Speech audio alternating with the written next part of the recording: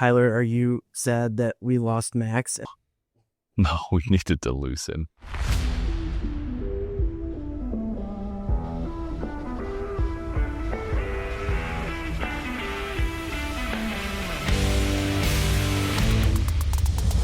What's going on, everyone? This is the Aggie Game Day Extra Podcast. I'm senior Texas A&M sportswriter Travis Brown here at KBTX. I'm going to go this way first for once. Sports director. Yeah. Adam Shaw. Yeah. Hey. How are you doing, Tyler? You know, I'm doing great. Can't complain. Yeah. Just a lovely day. Over here is not Max. Oh. Max is not here. This is Nick Kuzma, our newest member of the KBTX sports team. Welcome, Nick. So, guys, we'll take a little bit of time to get to know Nick in the beginning of the podcast. Tell us your story. Let's just start from how did you, what's kind of your career path that now brings you to the Brazos Valley? Well, I was born in Hershey, Pennsylvania. It's like, that is kind of a cool place to say you were born, Chocolate Town. But in reality, I grew up in a town outside Reading, Pennsylvania, about 60 miles northwest from Philadelphia. Lived there, the entire time growing up from 3 on. And then I went to college at Syracuse. So I was there from 18 to 22. And then had the privilege of graduating during the pandemic. So tried to get a job covering sports when there were no sports to cover. So that didn't go great. But luckily, a former Gray station called KGWN gave me a shot in 2020. And I was there for 2 years. And then after 2 years there, moved on and was in Huntsville, Alabama for 3.5. And now I'm here with you lovely people. So if I'm not mistaken, Tyler, you can speak to this a little more. I believe that was the same starting locales for the both of you. It was, yes. Well, sort of. So he was at KGW in Cheyenne, Wyoming. I was in Casper, Wyoming. Very different places. No, they're all just... I joke with them. They're all just Montana. Yeah, we're all just Montana. But yeah, no, we've been able to reminisce. Wyoming, we both started our careers there. Yeah. I think... I don't know, something about cutting your teeth in Wyoming to start a broadcast career. I think it just makes them for good sports dudes. But that's just me. Wyoming was great. Like, it was great. He was talking about he covered rodeo. And did you? Sure. Yeah. The world's largest rodeo and outdoor Western heritage celebration is called Cheyenne Frontier Days, and that was a week in the summer. You were covering rodeo every day. You guys still bring out the news desk and those anchors? Yeah, right there on Frontier Park, absolutely, and yeah. It had like Aggie Game Day rodeo. Oh yeah. Yeah. Rodeo was a big deal. It was a big deal. You probably didn't have to go up to Casper, though, for the CNFR. I did not have to go to CNFR. No, because... What is CNFR for our listeners? Count your blessings. CNFR is the College National Finals Rodeo. It's a great event. It's a big deal. If you're a fan, it's an awesome event. We need to just replace me with our buddy Brett Richards, friend of the pod, and right. Y'all can just go on. I do love rodeo, actually. No, like... Grew up down the street from the Mesquite Rodeo, so the world famous Mesquite, I don't know. Yeah. But okay, so we'll pivot actually into a little bit more about you. So you grew up in Pennsylvania. Yep. I think I know the answer to this. I think there's a lot of DFW, especially Cowboys fans listening to. So what is your sports allegiance? Yeah, I'm a big Eagles fan. Yeah. Let's get this guy in. I'm a huge Eagles fan. Go Birds. And yeah, Phillies, Flyers, Sixers. And obviously a big Syracuse fan because I grew up there. Gritty fan? I like Gritty. Yeah, Gritty. I mean, he's kind of a bit at this point. He's more of an idea than he is like, he's more of a concept. But I like Gritty. And the Fanatic's great too. Okay. So you were in, we kind of touched on the Wyoming, Montana side of things. We go now to Huntsville, Alabama, where you get to hang out around one of my favorite logos in all of sports. That is the Rocket City Trash Pandas. Yeah. So what was kind of your areas of focus over there in Alabama? Yes. I mean, we did cover the Rocket City Trash Pandas, AA affiliate of the Angels. We were really big at covering college sports, just like you guys are here. So we covered Alabama, Auburn, and then we had 2 smaller schools, Alabama A&M and University of North Alabama, plus a local D2. So we really hammered home the colleges. Then we did do some minor league stuff, Trash Pandas. There's a minor league hockey team there, a minor league soccer team. So we sort of covered it all. There was really never a dead season. So we probably first, I don't even remember if we met, but we saw each other at the Texas A&M at Auburn game. Y'all saw each other over my head. Yes. I didn't know that y'all were looking at each other. Y'all just is that right? Yeah, that's what it is. The 2024 season, Is that four? How many overtimes was that one? It was. I think it was it 4 or 6? It was one of the two. I think it was four. It was four Yeah. overtimes where we are just huffing and puffing and running back, because for some reason they have to change end zones every single overtime. Oh, yeah, that was quite the game. I've never been more out of breath in my life. Yeah. That was the game that I got trucked by. That was when you got a concussion. When I got trucked by a recruit coming over onto the field for the field storming. Yeah, that was fun. I did not get trucked in that field storm because there were so many field storms that A&M endured. I was prepared by that point because I did get stuck in the South Carolina one that season when South Carolina beat Texas A&M, and I was just in the middle of that mosh pit forever. So I stayed on the fringes in the bushes when the Auburn fans were. Yeah, because it was another bad year for Auburn. So that was like sort of like an angry relief crowd storm. Was that the Caleb Williams game? No, that was the year before.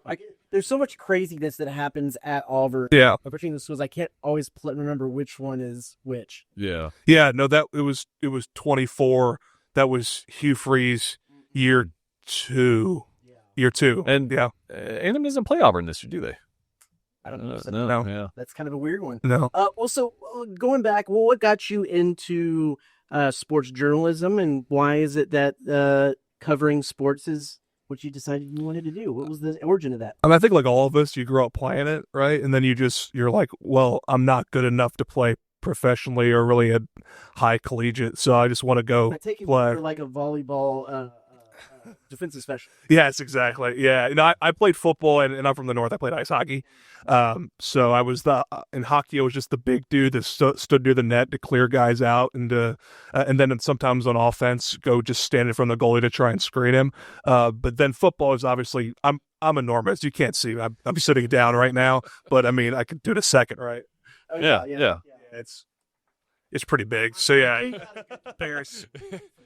Yes, it was just off in outlining. Just saying, Probably wasn't ready for that. Yeah. So, well, it's interesting being a TV station in the Brazos Valley, that's Central Texas. We could actually put together or come close to putting together a pretty mean hockey team. It's a lot of hockey players, right? You and Aaron both played hockey. Alex Egan, our director of special projects, who's also on the pod, he played hockey. I played club roller hockey in college. It translates to a degree. I don't know if I can. My ice stopping is not great, but I can just hit the boards. It's fine. So yeah, we could put together a pretty salty. You want to play goalie? Sure. Why not? That's the least amount of skating. Yeah. Just take up size. Best. Just take up size and mass. I'm a novice skater. I can get around. Yeah, I'm not doing any hockey stops or anything crazy. I played goalie for one season in roller hockey, and that was the most physically taxing athletic endeavor that I'm staying up. Right. It's just doing up downs like over and over and over again. I felt so sick after doing that. So, well, Nick, thanks for joining. You have a lovely fiance that is moving into town as well. What are you the most excited about this new adventure for you and for both of y'all and for you professionally? Yeah, I mean, do you have like an awe button? Well, number one, I'm just most excited to get to really start my life together with Haley, my fiance. We've been that's sometimes the product of this business. We've been mid-distance for like our entire relationship, so it's great to actually be in the same place. But I'm also just excited to get to further cover the SEC. I've dipped my toe in with Alabama and Auburn the last 3.5 years, and to actually be in the backyard of a program is super exciting. There's a major reason why I wanted to take this job. I will say your two previous stops kind of preps you well because you already know the SEC. Yeah. So, that's where you get into. And then starting in Wyoming, I mean, we went hard with the high schools up there. We did. In your very first market and covering a lot of high schools. And the high school football season will be fun for you. Well, you'll agree with this. It was weird in Wyoming. Like the high schools were our main. We also had University of Wyoming, right? But I almost felt like we were like beat reporters for the high schools because there was only like 4 of them, and so like that was your lifeblood. There are a lot more high schools, yeah. So we're not going to get as familiar with the ins and outs of every single high school. But yeah, like I said, football season, high school football here, it's something else. I venture to guess. I mean, there are other places around the country, but there's few around the country that when a new head coach is hired at a school, that a lot of the local media outlets are filing open records requests for the lists of candidates and things like that. It gets serious. Is that a thing? Oh, wow. That's foreign to me. Be a thing. So Over 40 years ago, my parents started C&J Barbecue, and today we continue to honor Dad's legacy with the best barbecue in the Brazos Valley. With locations on Harvey Road, Southwest Parkway, and our newest location on William J. Bryan, we carry on our family tradition of serving up award-winning barbecue, sides, and desserts. We also offer delivery, catering, as well as custom menus and private chef services. Come visit us today for some of the best barbecue around. C&J Barbecue. The C is for Chip, the J is for Joe, and the barbecue is for you. well, you talked a little bit about your time in covering Alabama. In Alabama, that dovetails perfectly into our conversation, as we are going to talk a little bit about Buckyball. And of course, last night, the Aggie men's basketball team took their second loss of the SEC slate at Alabama. It was a game that went right down to the buzzer. Rylan Griffin had a chance to tie it with a three, had a pretty good look. Yeah. Just hit the front of the rim. Bucky McMillan, in all of his post-game conversations, was still pretty high on the performance, and in saying that, they've lost since the UCF game.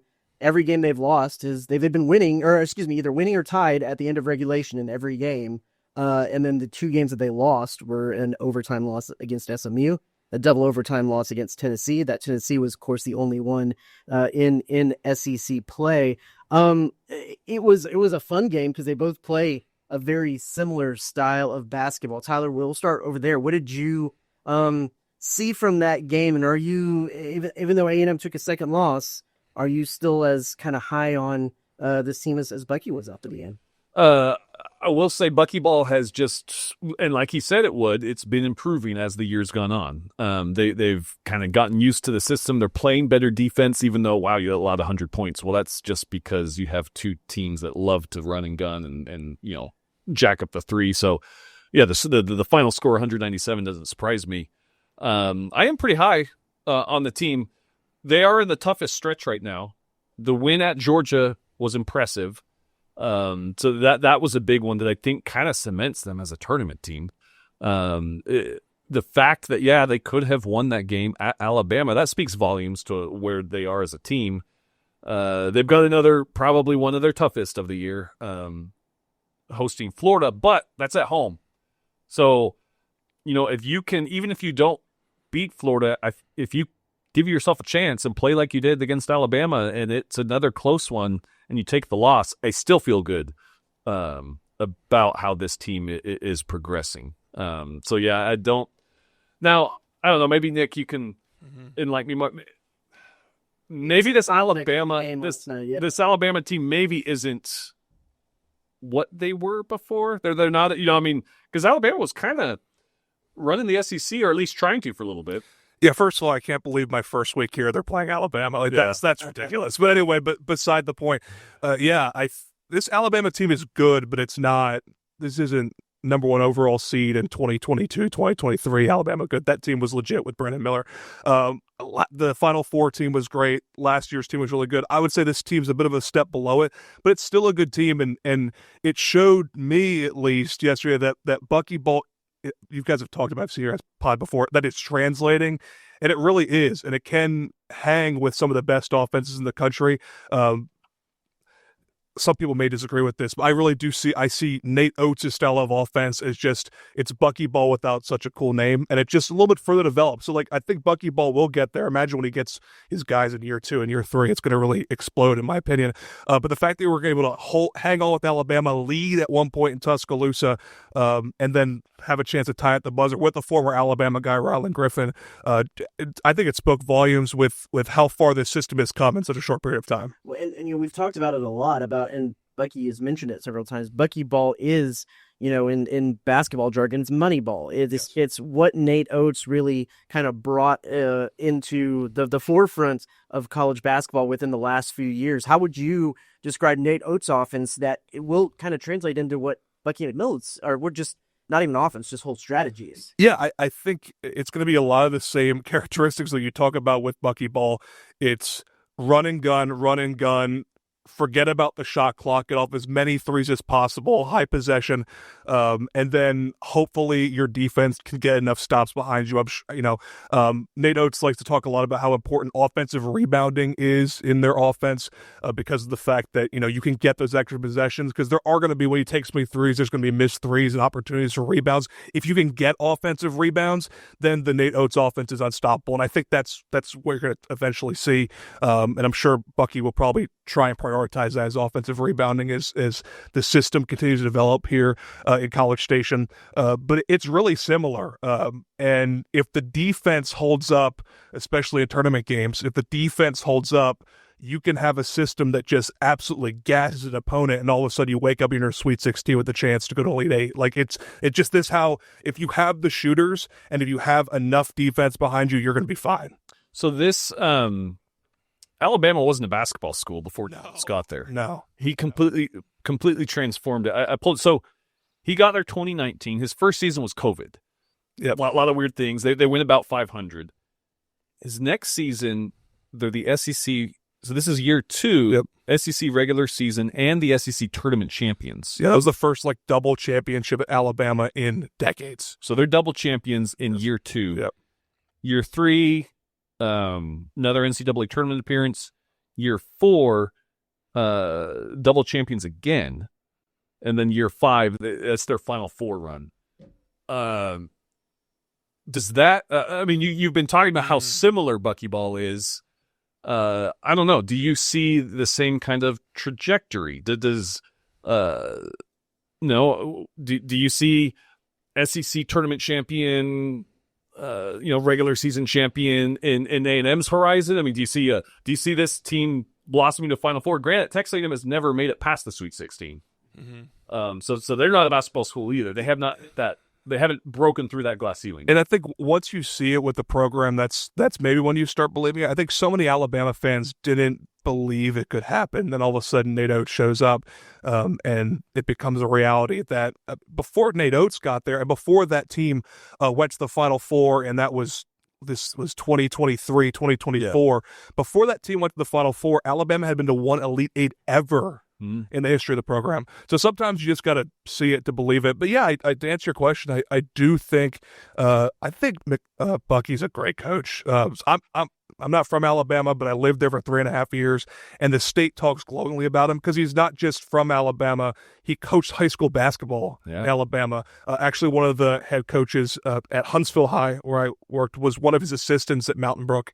And it's just, he's just widely considered like a genius. And the fact that he has gone from high school coach to a head coaching job at the SEC that was sole possession of first place in the SEC in such a short period of time speaks volumes about him. It shows he can recruit.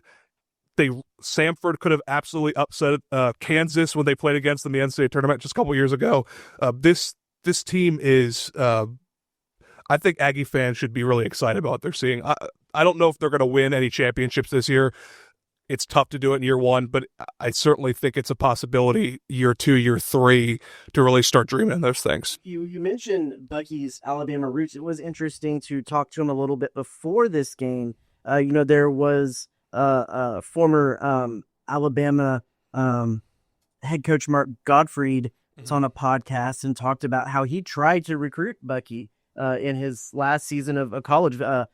Bucky was, of course, at Birmingham Southern for 3 seasons. Shiller exists. R.I.P. Birmingham Southern. It doesn't exist anymore. And between his junior and senior year, that the president of the university at the time pulled them back down to Division II. They were Division I because they changed divisions. This was before the transfer portal. It was before as many times as you wanted to transfer rules were in place. They actually got that ability to transfer without any penalty because of that change in classification, as it were. And so he had the option to go play at a Power 5 school or go play at a mid-major, go maybe overseas and play pro ball or start his coaching career. And he said if he went to a Power 5 school, he'd probably be, a bench player. If he went to a mid-major, he gets to play some more, but he's just kind of making a lateral move. He could go overseas, but he never, he'd kind of always be chasing a dream that you never fully get to realize if you're overseas and where you can start coaching. And he knew he wanted to coach. So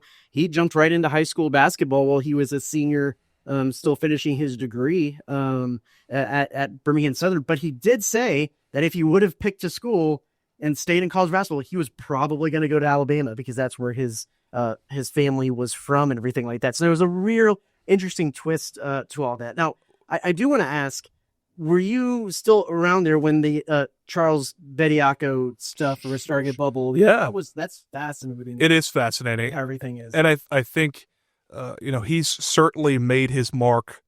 I know you're asking about what it was like being in Alabama during that time, but he certainly made his mark.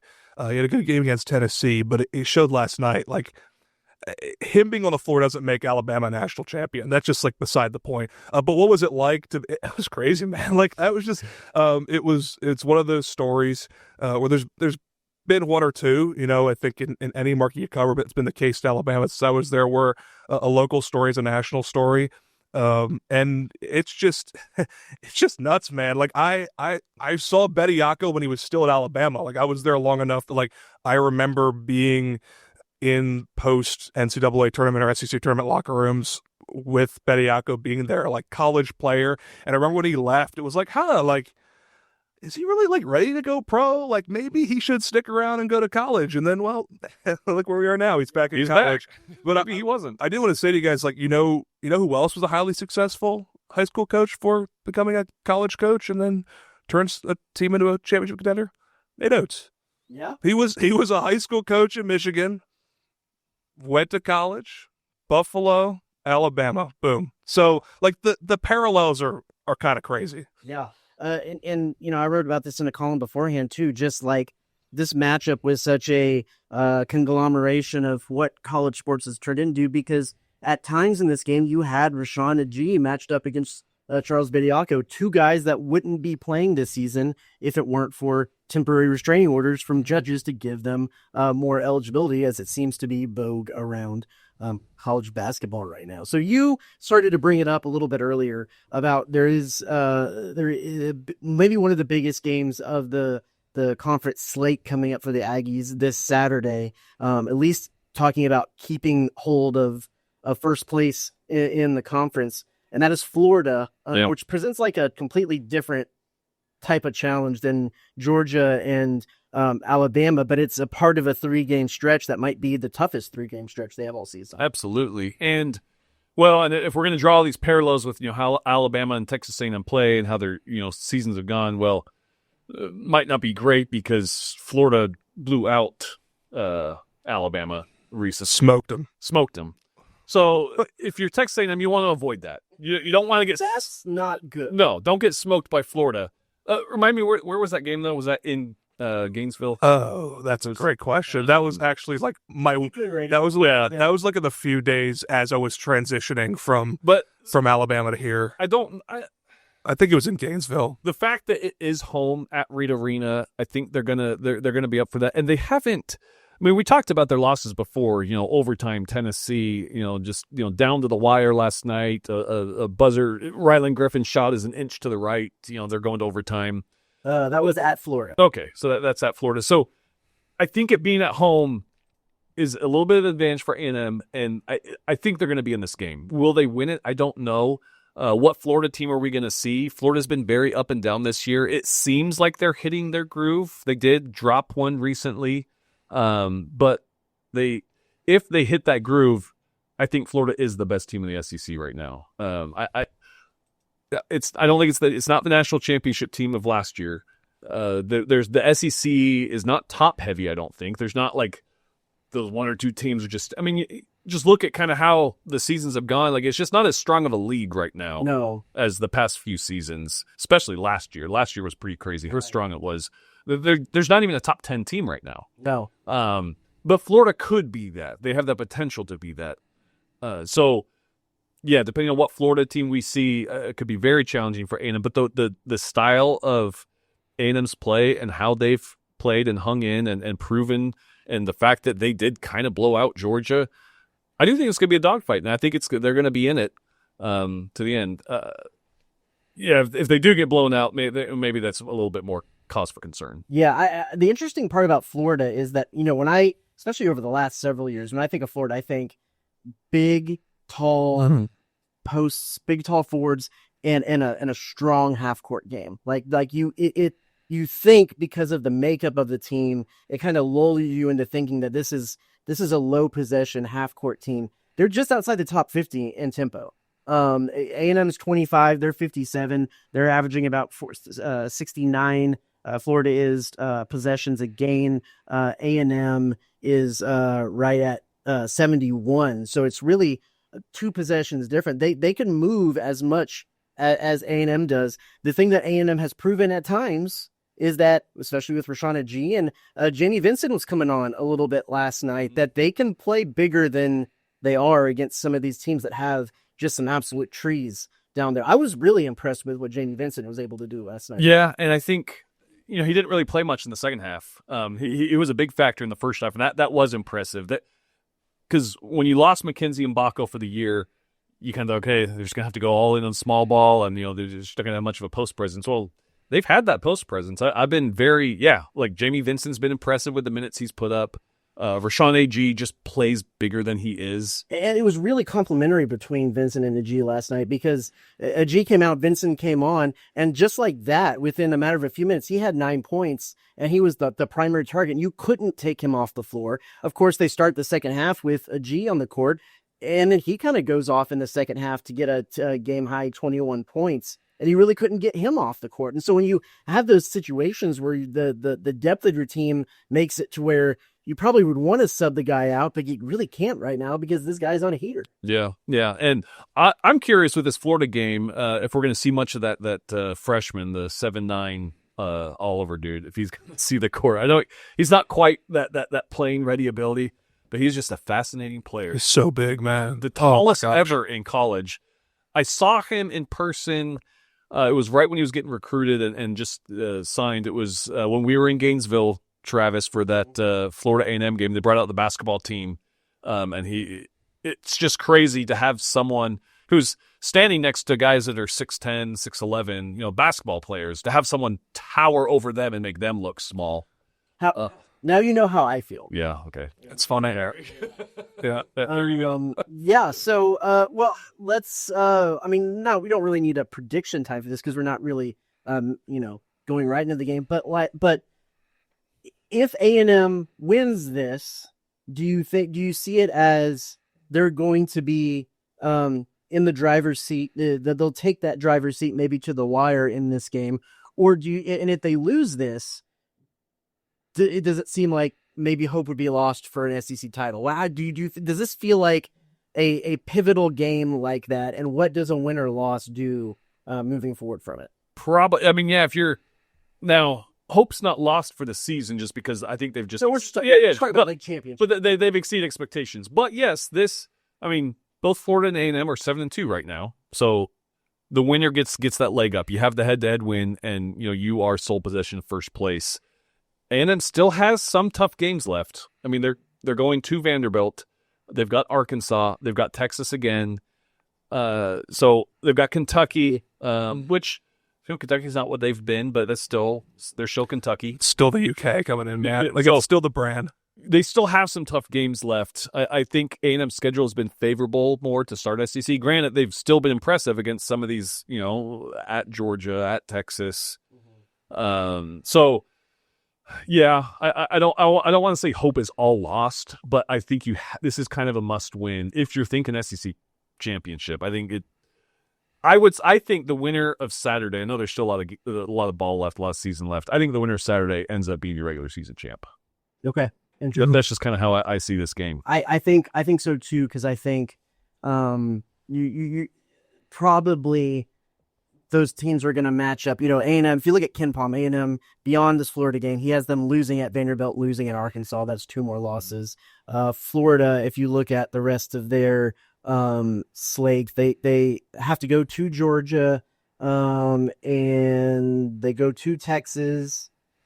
They have. I see a lot of predicted W's there. There is a lot of W's there. So especially from an A&M standpoint, this does, if you want to remain in contention for that SEC title, this feels a little bit like a must-win. What's the vibes over there? I think obviously, like I like the gut saying Florida. I know we're not doing predictions. The gut saying Florida. If A&M's going to win, I think you got to expect something like you're going to have like a big and a guard that both go for like 20 plus. It's got to be some effort like that. And yeah, if A&M wins this, they're absolutely in the driver's seat to win the whole thing, to win the conference championship, the regular season title. But all hope isn't lost if you lose this game. Like if you're an A&M fan, like the thing you should be rooting for if you don't win a conference championship is just get that double bye in Nashville. Like be a top 4 seed, and then you're comfortable. Like then all of a sudden you're like, oh, we got to win one game and we're in a conference title tournament semifinal. Like, so like you can't panic over this. You have to sometimes I think remember like, oh, like we're kind of ahead of schedule right now. Like this is great. Like, and I think college sports, and we saw it in college football with Indiana, like you can be getting such a win now, it has to be now mode. Like we can do this now. If A&M wins this game on Saturday and they go and win the conference championship, like awesome, amazing, hang the banner, rings. But you can't if the reigning national champions come in here and beat them up a little bit, like just be like, okay, take a deep breath. This is year one. Let's go for the double bye. And that's what I was exactly going to say. Is this is year one of Bucky Bowl, where he went out and just kind of, with all due respect, scraped the bottom of the barrel. Pieced it together, man. This is a pieced together deal. He hit. He hit it. Yeah. Diamonds in the rough. And just for context, for the bigger picture, we were talking kind of more SEC title ramifications. For the bigger picture, Bracket Matrix has A&M as an average 7.55 seed amongst 105 mock brackets out there. The low of 6, the high of 10. That's, I mean, if you think back when Buzz Williams had his teams the last couple of years, that was between 5 and 7 is where they were hovering throughout the course of things, and that was like thinking this is the window. And I don't even know if there is a window in sight right now with Bucky because of the way things put together, but all of a sudden they're on pace to be right there comparable with some of the best A&M teams of the last 6 years or so. So yeah, wild to think about that they're already here. Because before the season started, I did not think this would be. I was not expecting this to be a tournament team. No, just based on history and how things go and first year coaches. But you get a couple other big wins, and then you're talking 6 seed, 5 seed. I mean, which is about as good as talks you had at the end of like you said, the 6-year tenure of Buzz Williams. Well, so side question though. So you take this week, they lose to Alabama, that beat Florida. Do you rank them? Yes. Yeah, I think you have to. Yeah. I think you have to, and that like it would be shocking if the SEC regular season champion was below a 5 seed. Yeah. That, but obviously they got to win this Saturday. I was just wondering. Should be ranked now. The tough thing is both A&M and Alabama are unranked right now. That's correct. Alabama just got that win, so I think you rank Alabama at this point. Yeah. They were both right next to each other. Yeah, they're right next to each other. So however you rank, well, I guess who I don't even know who Alabama plays, but I guess however you rank Alabama's probably got to be ahead of A&M. Yeah. I mean, this is a whole other side conversation. How much does those rankings really even matter? The thing, more the net rankings and all of it. Oh, it's Iron Bowl Part 1. Oh, nice. They're at Auburn. That'll be fun. Sorry. Yeah, there you go. Well, so that good little Bucky Ball talk there. We'll have to see how that turns out, because I think after this weekend we might have a little bit better of a picture of how everything is going to square away. So let's move on to around the SEC, where we have a little bit of an interesting one here. We talked a little bit about, all of us have extensive time covering high school sports. I don't think I've ever seen something like this. This is over there in Oklahoma, where a high school boys basketball game, a ref ejected an entire side of the arena. There was some chirping happening from fans in the stands. The ref didn't like it. He couldn't figure out who was doing it, so he just said, all of you, out. And they had to wait. There's apparently a live stream of all of this. They had to wait several minutes for everybody to file out of the gym before they could start things up again. And this happened in the fourth quarter. I don't even really know who won.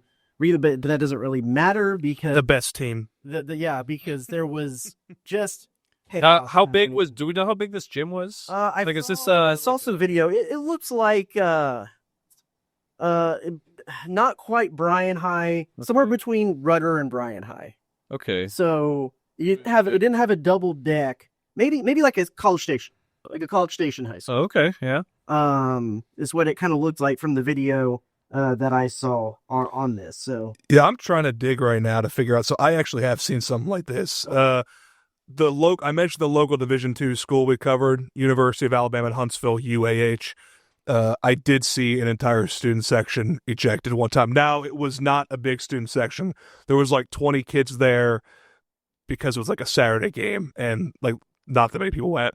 But I did see it was a ref, and then talking with the police officer there, they were swearing too much. And so he said, "These rows, out of here." yeah, this story didn't seem to know what happened in this case, but yeah, usually it's the right word, the right phrase that Because that- the quieter they echo the gyms, they can hear everything. That's yeah. Because and that's funny that happened because I don't see that ever happen in like the big time games. Because there are games that you see on TV where some of those phrases come across because it's so loud, and nothing's really done about it. So that's interesting. That I guess if you're in an intimate enough environment, that's enough for them to, hey, that's enough. Get out of here. I'm trying to think. So what is some of the craziest incidents during?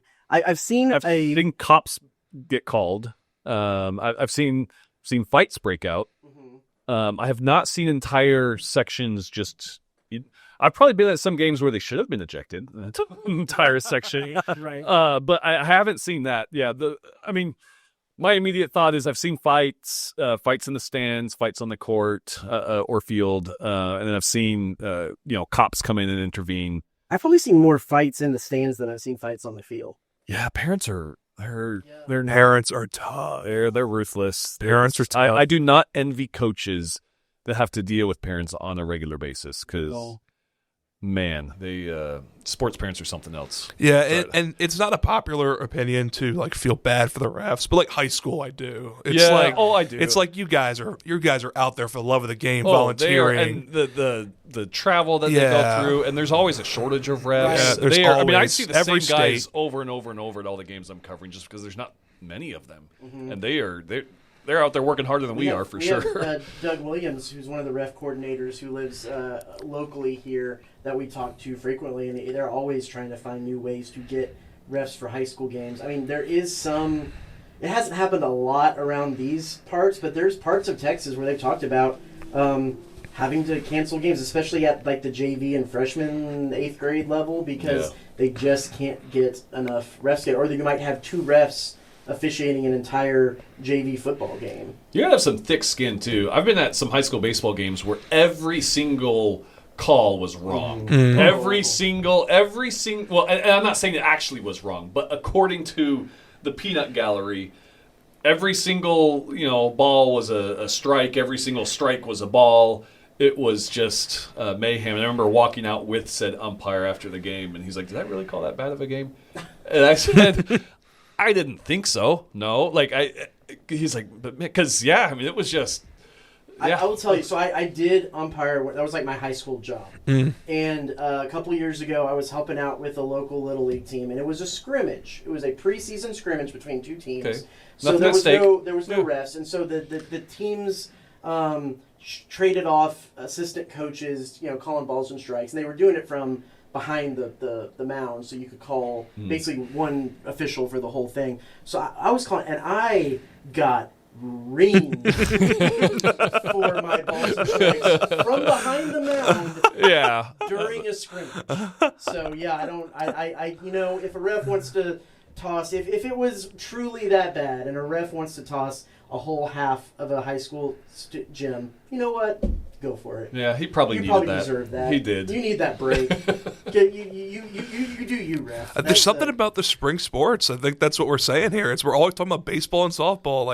And I mean balls and strikes. Like a game like that often gives to, they can literally think you're wrong on every call. But yeah, there's something about it. Like maybe the weather just gets a little warmer and it's just people are ready to rage. Ready to throw hands. Yeah. My favorite is when there's the fan sitting up at the top of like Bluebell Park, like the third baseline, who is yelling at the that's a strike, ref. Mm-hmm.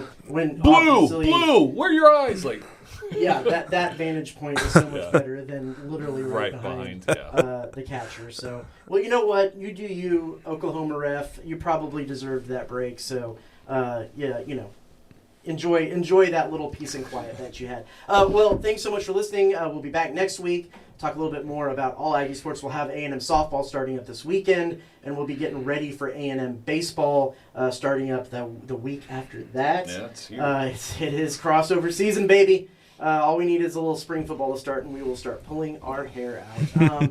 Nick, thanks. Welcome to the team. Thanks, guys. Get to introduce you to the folks out there. Be sure to check both these guys out on the 5, 6, and 10s throughout the week on KBTX, and then be sure to check KBTX.com for all of our coverage of all the above. So for Nick, I'm looking at the wrong screen. Nick, Tyler, the absent Max Crawford, I'm Travis Brown. This is the Aggie Game Day Extra Podcast. We'll see you next